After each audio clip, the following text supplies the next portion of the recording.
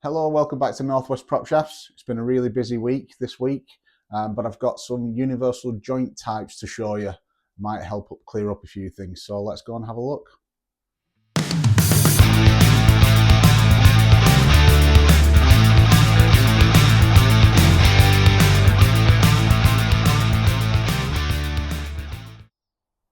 Hello, how you doing? Look at this, what a lovely day.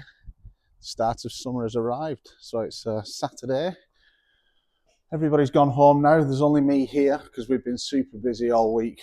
Not managed to do any videos this week, but I'm just going to take you down into the workshop, into the back, and show you some universal joint types which we've been asked about this week. Let's have a look then at the three most common types of universal joint that we see in the workshop. There are about 15-18 different types of universal joint with slight configurations, but these are the three most common universal joints that we see in the workshop. Okay, so the most common by far is the standard universal joint that's held in by external circlips. So these circlips go on the end of the universal joint like that and hold it in place. So they're fitted inside the yoke. This is a flange yoke. They're fitted inside the yoke and held in place like this. We call these external circlips, universal joints. This one is an internal circlip universal joint. So the universal joint gets fit in place, but instead of being on the outside, the clip goes on the inside in a little groove. So that fits against this nice flat face here and stops the circlip from coming out. You mostly see these on Asian style vehicle, Japanese, Chinese, Korean vehicles. You do see them on some American style vehicles as well. And the last one is the one that we're starting to see more and more and more of, is a staked style. So this doesn't have circlips to hold it in, doesn't have anything to hold it in apart from the material itself that is inside the yoke. So this is put in place and then it's pressed really hard with special little tools that we make here for creating stakes. And I'll just show you a little picture of one. We'll start with the stake one because it's easier. So this is what actually happens. It looks like this. We've got a good little view here. You see all these little marks here. Usually 4, 6 or 8 little marks. So that's held in by those little press marks. So those little press marks, it starts off like this, a nice round flange. The universal joint goes in and then this is pressed over the top of it in a special machine that we've got here. There's not very many machines that can do this. In fact, they're all very special machines. We bespoke made the machine that we've got here ourselves, and we use tooling off various other things. But this universal joint type is used now because OEMs class it as non-repairable. So you can't buy a universal joint. So this is off an Iveco Daily, the new model Iveco Daily.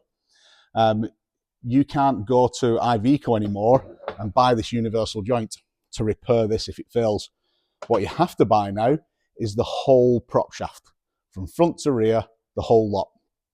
So for that universal joint, being whatever somebody might charge for it, you have to go from maybe £100 up to possibly somewhere around about £800, £900, £1,000 for a prop shaft that's from the dealer, not from people like us, from prop shaft people. We can repair these. So we've put processes in place where we can repair these type of prop shafts now. But yeah, you'd be spending an awful lot of money for that. So this is becoming very, very popular because we're becoming a throwaway market, which isn't very good. Now this type, the external circlip, you'll see predominantly, I would say probably 70% of vehicles on the road have an external circlip. Now, we call this an external circlip in the prop shaft world, but in the engineering world, you might be thinking, that's not an external circlip, that's an internal circlip. And you're right, it is, because it actually goes inside a bore. When a circlip goes inside a bore, it's called an internal circlip.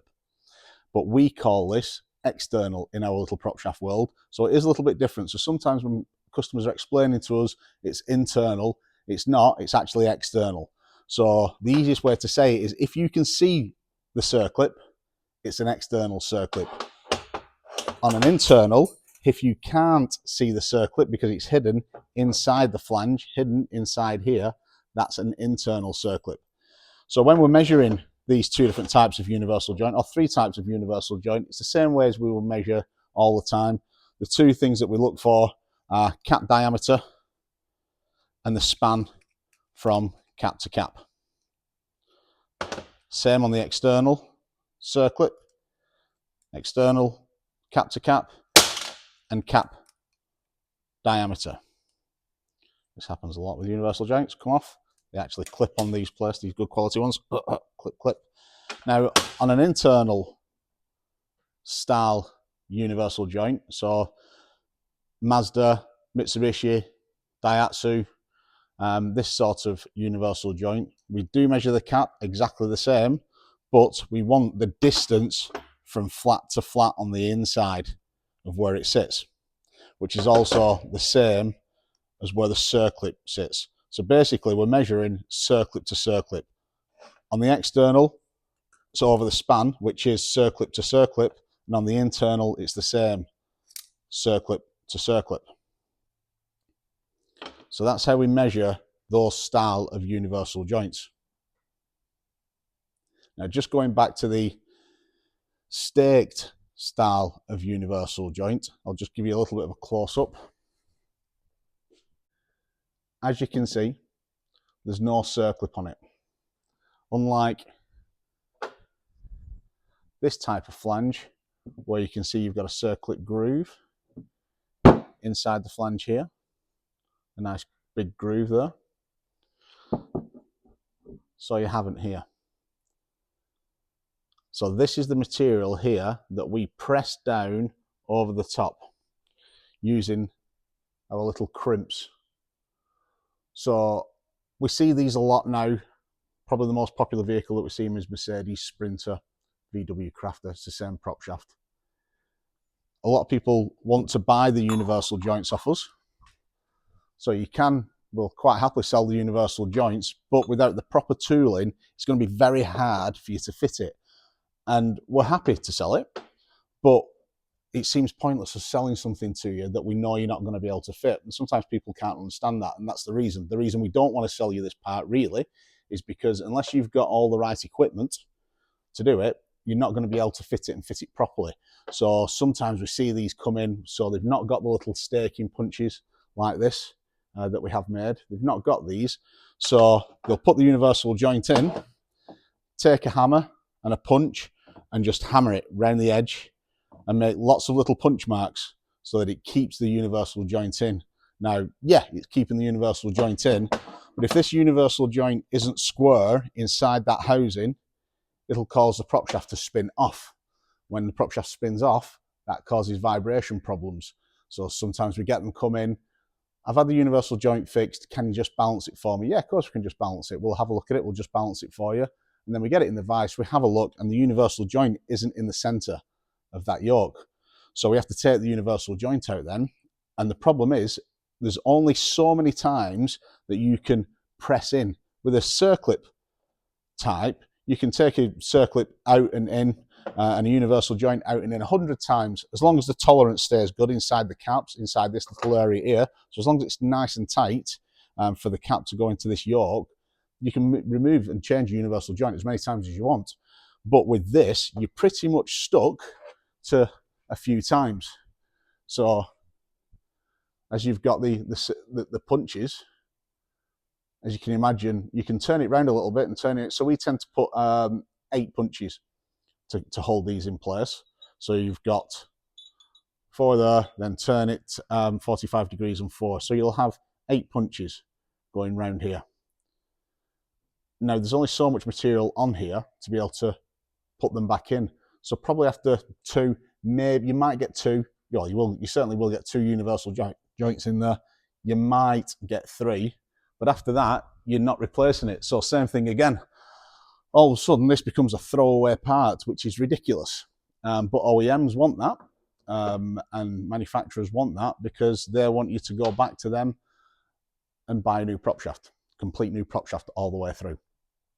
Obviously, that's how they want to make the money nowadays. They make the money out of parts, and there's nothing wrong with that, 'cause that's exactly how we make our money. We make it out of parts. But we try and reuse where we can, or repair where we can, instead of selling new.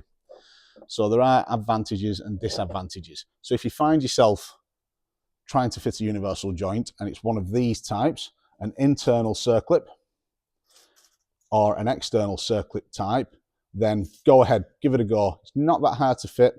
We do lots of them here. We will do a video on fitting one. In fact, we'll probably do a little bit of a competition between the boys on who can do them the quickest. Get one in and get one out. But if it comes to a staked style universal joint, Mercedes Sprinter, Iveco Daily, the new Ford Transits, VW Crafter, if it comes to those style of universal joints and some Japanese, attempt it if you want. That's not a problem whatsoever. But please be aware that it does need specialist equipment to put in, and you can sometimes make a right mess of it, and you can cause more damage than what it would have been just speaking to a prop shaft specialist like us, or any other prop shaft specialist that might be local to you. But give us a call, and we can probably identify if it's got this style of universal joint in there. Because nowadays on the parts programs that we use, it won't give a part number for the individual universal joint. It'll just give a part number for the complete prop shaft. So we know then that universal joint is probably going to be a pressed-in style universal joint. So these are the three main types of universal joints. You've got staked, external circlip, internal circlip. Then you've got two others of a way of holding them in. You've got bolted type. See them a lot on machines or on older trucks. And then you've got injection molded type. So the universal joint is actually, it's got a groove on the side of it like this, and they inject plastic into the side of the casting. It runs around the inside and glues it in place. And you can tell those because they have a little plastic nubbin that sits on top there. We don't see very many of them anymore. I don't think there's any company manufacturing them anymore now. A lot of them have changed to this style. But if you do have one of those, most of them can be changed to an internal circlip style like this. So don't worry about it. There is something on the market. So if you have any questions, then please call us 01257 791 681. Or have a look at our website, www.northwestpropshafts.com. You can get hold of us. If you've got any questions, got any queries or worries, give us a call. We're more than happy to talk to you over the phone about any issue with prop shafts. In fact, a lot of our time is taken up talking to people about it. They don't necessarily need to come in, but it might just alleviate any problems that you've got or any worries that you think you might have with a prop shaft. We'll talk you through them. Thank you for taking the time to watch this today. And remember, please like and subscribe, and put down in the comments if you've got anything that you want to ask. Please, we want to see some comments. It'd be nice to see some comments on here. And we'll see you next week.